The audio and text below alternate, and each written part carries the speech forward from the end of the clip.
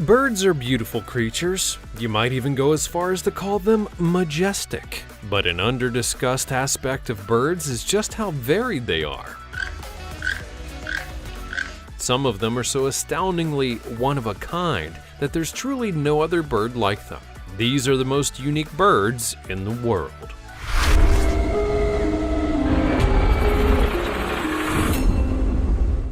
Number 20.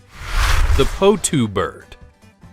The Potu bird is, without a doubt, one of the strangest and most unique birds in the animal kingdom. That is, if you can spot them. Their feathers and general physique, for that matter, are incredibly well suited to camouflage themselves in the wild. Potus come in a variety of shapes and sizes, and are the masters of disguise since they're only active at night and sleep during the day. Their plumage, like that of most other nocturnal birds, functions as camouflage, making them seem like a piece of a tree or even a broken-off stump. The common Potu bird whistles a sorrowful succession of notes that descend in pitch, while the great Potu bird makes a deep guttural sound and loud squawks.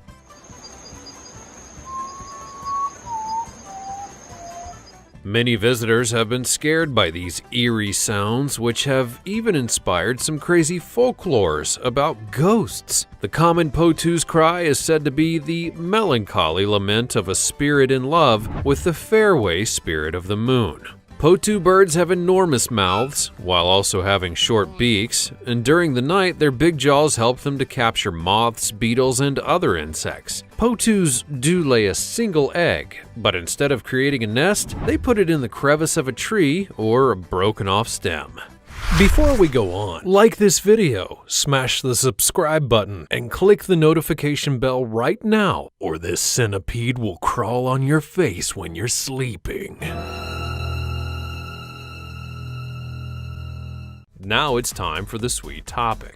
The feather duster budgie is rather peculiar, rare, and a mutation of feathers that can happen in normal budgies. The mutation causes the feathers to become curly, almost giving the birds a glam rock look. As you can see, it sort of makes the budgie look like a feather duster, hence the name that's given to the mutation. Now there's no denying it makes the birds look extraordinarily unique and kind of badass. But as gorgeous as these budgies might be with their rock star vibes, it doesn't come without a serious downside.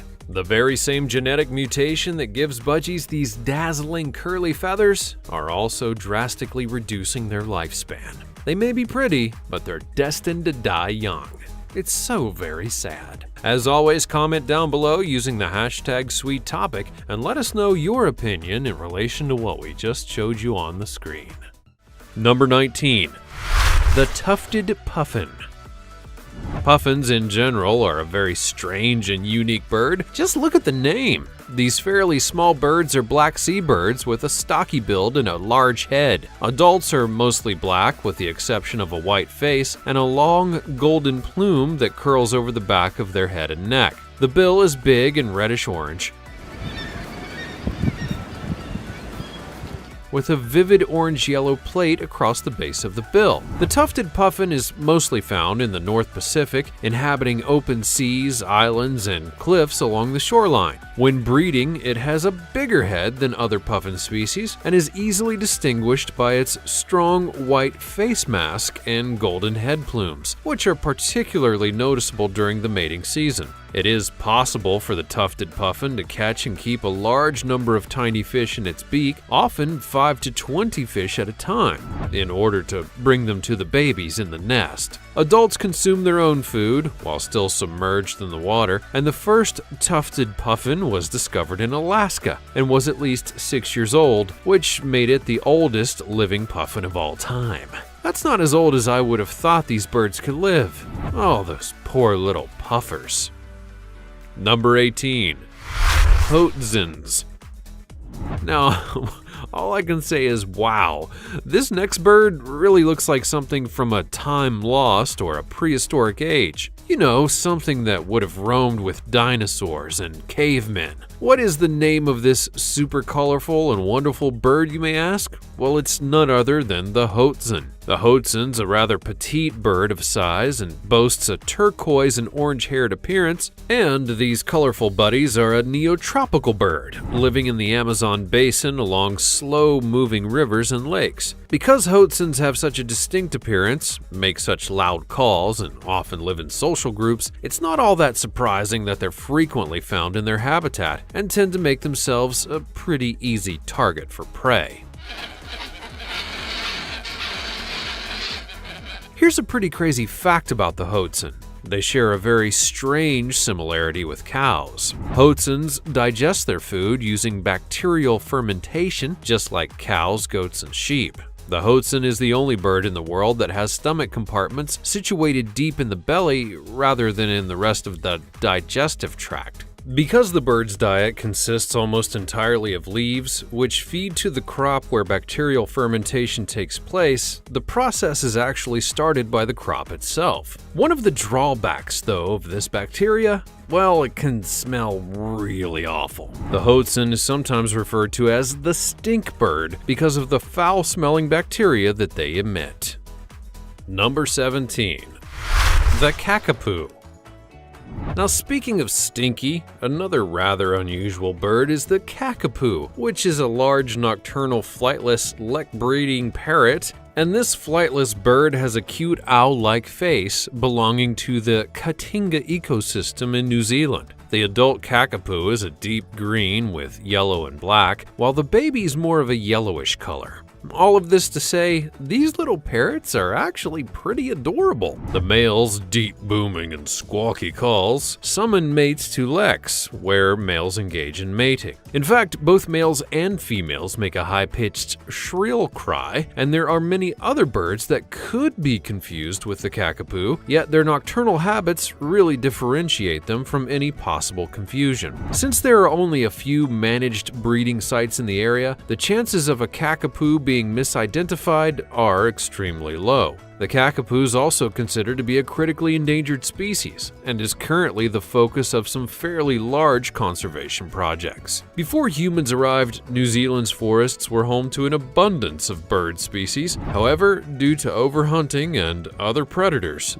the number of bird species diminished to around only 50 by the mid-1990s. So why don't we all pitch in and not hunt down the Kakapoo? Number 16. Keel-billed toucan. Now, this is probably one of the more famous birds on the list, the keel-billed toucan. But why? Well, just look at that bill. It's super gigantic. Keel-billed toucans are, in fact, known for their massive bills, which give them a bit of a clumsy appearance at first glance. The bills are nearly twice the size of the rest of the body, with their body having a bright yellow throat and cheeks, vibrant red feathers under their tails, and a yellow-green face. The bill may appear to be bulky thanks to it being made of protein, but it's actually light because of the bird's hollowed-out bones. A bigger problem for the toucan, though, is its wings. Though the bones are hollow, the bird still has a hard time supporting itself from time to time because of how large the wings actually are. Tropical and subtropical rainforests from southern Mexico to Venezuela and Colombia provide the habitat for these birds, and the toucan is also crepuscular, which means that it's active during dawn and dusk. So what I'm really basically trying to say is that this is definitely a party bird, always ready for those crazy toucan dance soirees. Number 15. Ribbon-tailed Astrapia. Such a fitting name for a bird that has such a fabulous tail. It really does look like a little ribbon, doesn't it? The ribbon-tailed Astrapia is found in the forests of the Central Highlands in Papua New Guinea, which also serves as its breeding grounds. This colorful bird of paradise has a long, thin, and ribbon-like tail that is much larger than its body, with a total height of the bird being 32 centimeters long, including the tail. Adult males have an iridescent olive green and bronze plumage. Their long tails, when they're just hanging out on a branch, can sometimes perk up and come up behind their head. Though the males between the ages of 15 and 20 do have missing white-tail feathers, the female has a brown body and head with iridescent feathers, and because of their looks, they can sometimes be mistaken for the nightingale. And also, just like the nightingale, the male Astrapia bird is polygamous. The name Astrapia was picked in order to commemorate the great naturalist and explorer of New Guinea, Fred Shaw Mayer. He was believed to have discovered the bird in 1938 and gave it the scientific name for the ribbon-tailed peacock. The ribbon-tailed Astrapia is listed as vulnerable because of its habitat loss and overhunting, because, you know, everyone wants those beautiful feathers. As of now, the bird is officially categorized as extinct in the wild. Number 14. The Quetzal.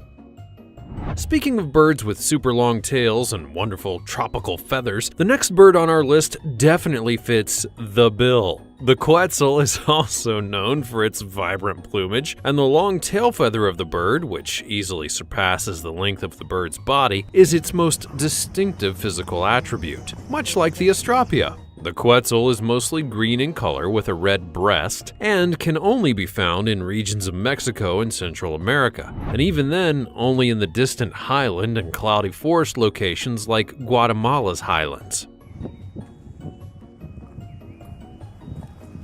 The Quetzal, which is a member of the trogon family, is a national bird of Guatemala and is the country's main symbol. Now, it may be seen on the country's flag along with its coat of arms, as well as providing its name to the country's national currency, among other places, and not only does it symbolize independence in the ancient Mayan world, but they're also considered to be one of the Mayans' spirit guides, known as Nahuals. Given that Quetzals often nest more than 200 feet above ground and that they're mostly green in color, they're not really often the most obvious birds to detect in a forest setting. They're also listed as near threatened on the IUCN Red List, which is due to the loss of their natural habitat.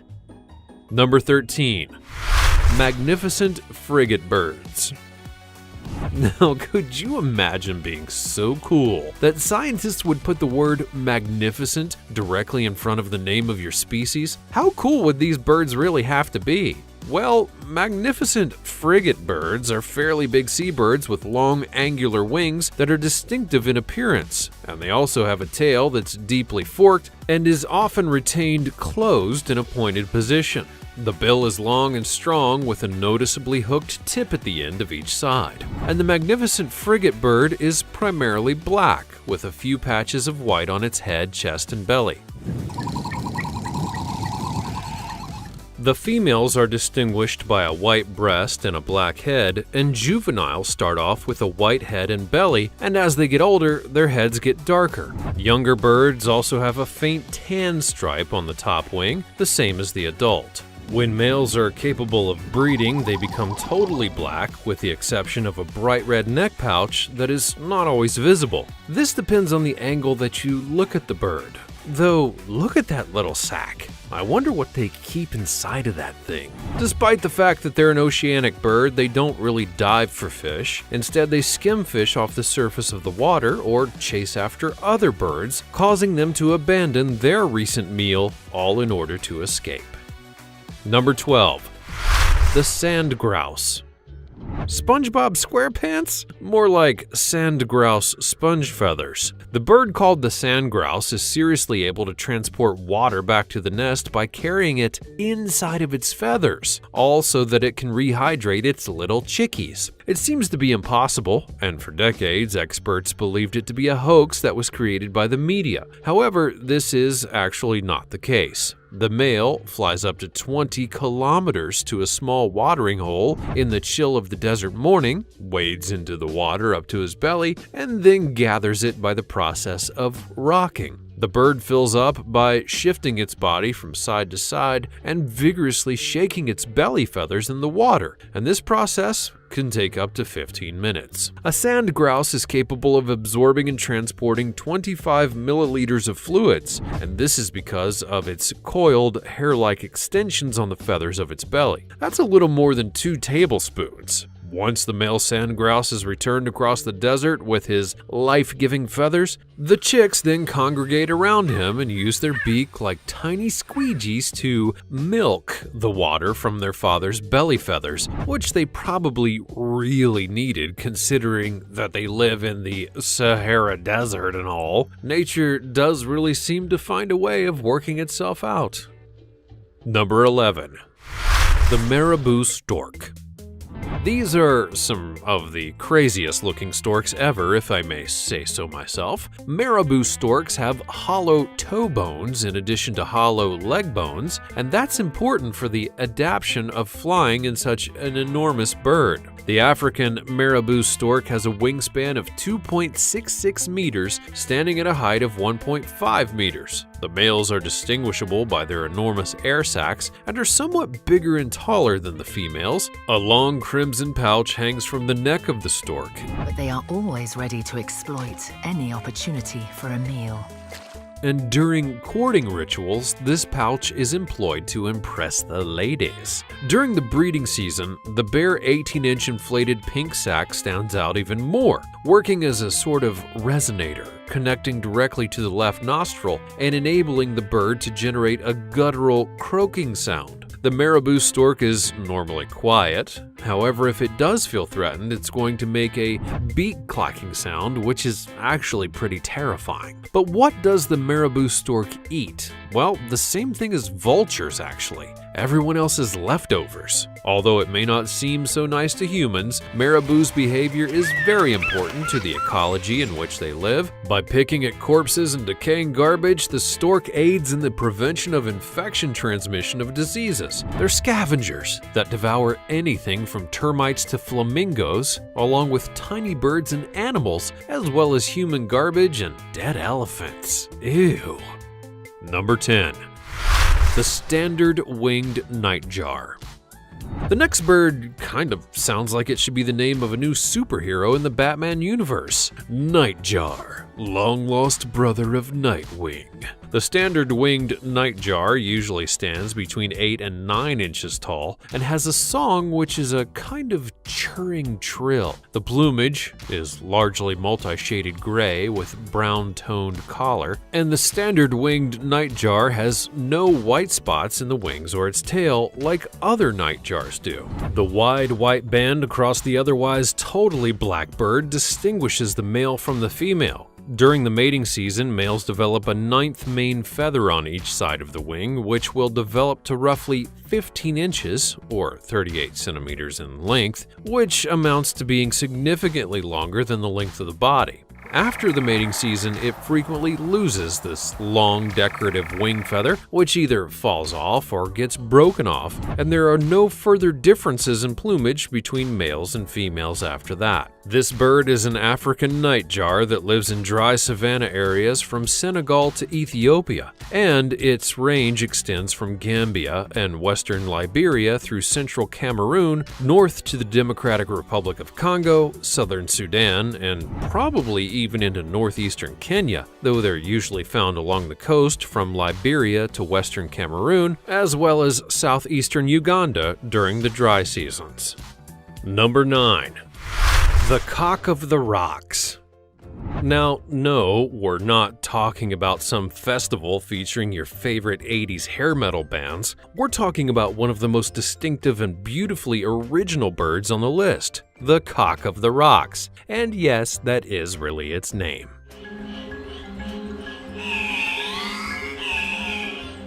Not only is its name wholly original, but their entire physique is amazing as well. Apart from being one of the most recognizable birds in the world, this Andean condor is a bird that's substantially bigger and chunkier than any thrush. Males utter pig-like squeals and hop and dance for females at dawn around a different display site in the cloudy forests at medium altitudes where they're most commonly seen, occasionally encountered in other parts of the forest, particularly around fruiting trees. Males may be either bright red or orange in color, with black wings and large silver tertials, along with orange legs and a puffy rounded crown. Females, on the other hand, may be either bright crimson or orange in color. Nests are built along boulders or cliff walls, and out of all birds, there's only one other species that's even comparable to the cock of the rock, even though there's no overlap in their ranges. All that's to say that this Andean condor truly is one of a kind.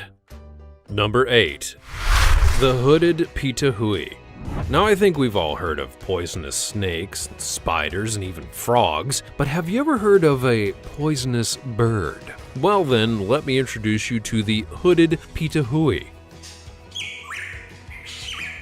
one of the world's only living toxic birds. It's even the world's first venomous bird to have been formally reported in a scientific journal or book. Roughly the size of a dove, with black feathers on the head and an orange or red belly, it stands at about 9 inches in length on average. They're what's called passerines, aka songbirds, and are part of the corvid family, together with crows and ravens. They feature sharp claws on the ends of their black legs, as well as a powerful black beak.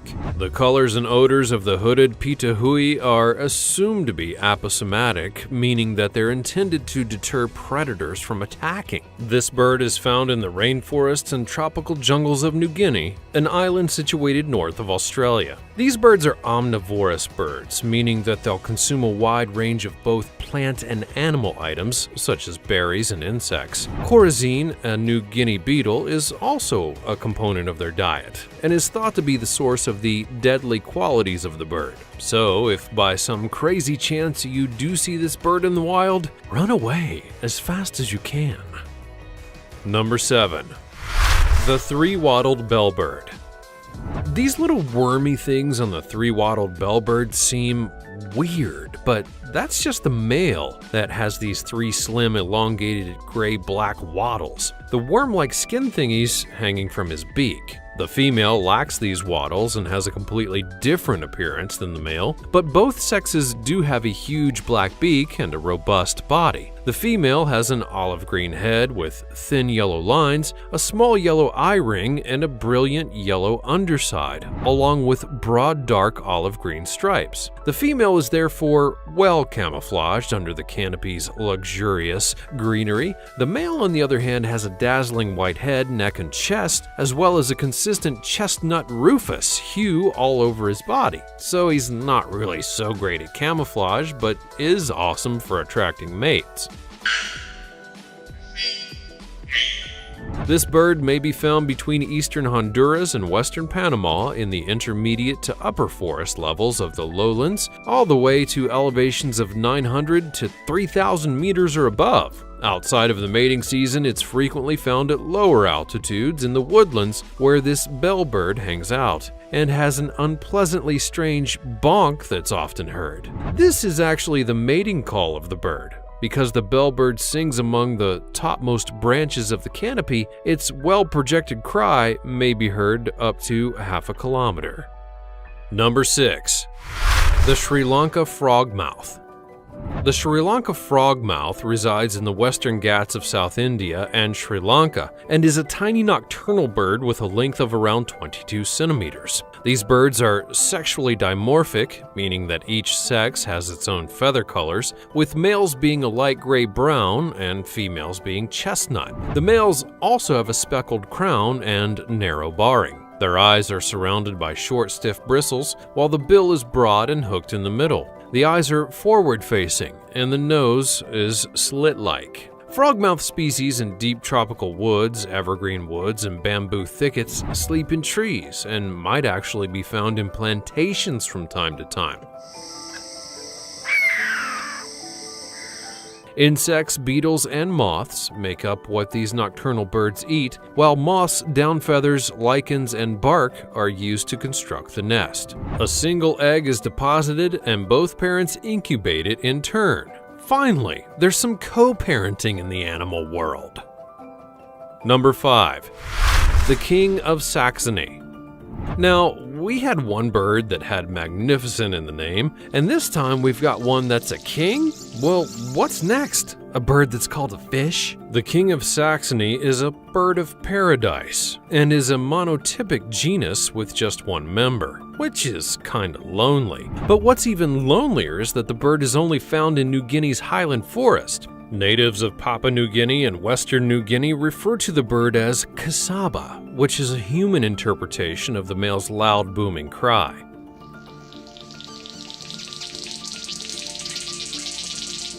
The adult King of Saxony bird of paradise is around 22 centimeters in length, having a dark brown iris, a black beak, brownish-gray legs, and an aqua-green beak. They also have 2 50-centimeter long scalloped enamel blue eyebrows, which may be erected at the bird's whim, and used to attract the ladies, of course. The unadorned female has banded underparts and is grayish-brown in color. Fruits, berries, and arthropods make up the majority of their diet. Number 4. The helmeted hornbill. The hornbill is a huge bird that belongs to the hornbill family that calls the Malay Peninsula, Sumatra, and Borneo its home. It's a sedentary bird, unlike many fruit-eating hornbills, and couples maintain a territory. Males actually struggle over territory by ramming each other with their beaks. So, they're lazy and they're violent? It's kinda starting to seem like these birds are really likable. Except for the belly and their legs, which are blackish, and the tail, which is white with a black band towards the tip, the helmeted hornbill has largely blackish plumage. The tail itself can be quite lengthy, and the two center tail feathers are substantially longer than the rest, reaching up to 1 meter in length, which gives the bird a maximum length of 160 centimeters. This makes it the longest amongst all hornbills. Females have a blue throat patch, while males have a red one. The large display of growth on the bill's upper mandible extends from the bill's base halfway to the tip, where it then suddenly stops. This and the bill are yellow. The preen gland's red secretion covers the sides and the top of the growth, as well as the base of the bill, although the front end of the growth and the distal half of the bill are often just left yellow. Number 3. The Inca tern. The Inca tern may be found throughout the west coast of South Africa, from Ecuador to Peru and Chile. It's only found in the Humboldt-Currents region. This bird breeds on sandy beaches and steep cliffs, as well as inshore guano islands and offshore islands close to rocky shores. The Inca tern is a sociable, diurnal species that lives and breeds in vast colonies of several thousands, frequently near gull colonies.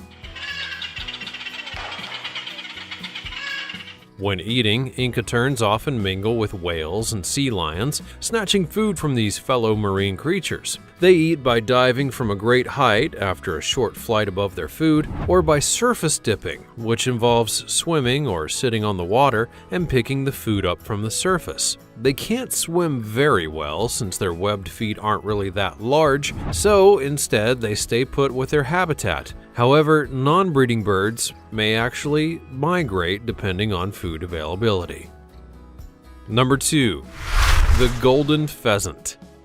The golden pheasant is a tiny game bird that's native to western China's woodlands, although naturalized populations may be found all over the globe. It's also known as the Chinese pheasant and rainbow pheasant, weighing in about 1.4 pounds with a wingspan of approximately 70 centimeters. The mature male comes in at between 35 and 41 inches, and its tail accounts for more than half of its whole length, with a golden crown and rump, as well as other strong hues which include red, mahogany, blue, purple, yellow, and black. It's quite the striking and vibrant bird. The female is smaller, measuring about 24 to 31 inches, and with less ornate black and brown feathers and a shorter tail. Yellow legs and beaks are seen on both the male and the female. Golden pheasants, much like chickens, have the capacity to fly short distances, but they do, however, spend much of their time on the ground, running wherever they need to get while eating seeds, grains, leaves, berries, and insects. Humans are their primary predator, however they're also prey for foxes and wildcats, and if given half the chance, large rats and other birds will also feast on golden pheasant eggs. Number 1. The long-wattled umbrella bird. The name of this bird really is the cherry on top of it all. As you could probably guess, the name comes from the fact that they kind of look like umbrellas. Also known as the bullbird, the long-wattled umbrella bird is a cotinga species that, like our buddy the cock of the rock, utilizes leks to find a mate. Males use leks to display their magnificent crest feathers, which cover their heads up to the beak, like a pompadour coiffed by the most flamboyant of hairdressers as part of their elaborate mating act. During this exhibition of skill, a massive and strange pendulum hangs over its breast like a tie, expanding it to exhibit its short and shining feathers all standing upright. In the Lex, umbrella birds scream melodies, as if blowing a horn super duper loud, which is a pretty serious and genuine scream of love. The long-wattled umbrella bird can be found in the Choco region of western Colombia and Ecuador, on the Andes flanks, interconnected with mountain-foot rainforests and plains that look out over the Pacific Ocean. It's a vital species for the forest because it helps to distribute seeds by consuming fruit and then regurgitating. It also consumes insects and small animals like lizards.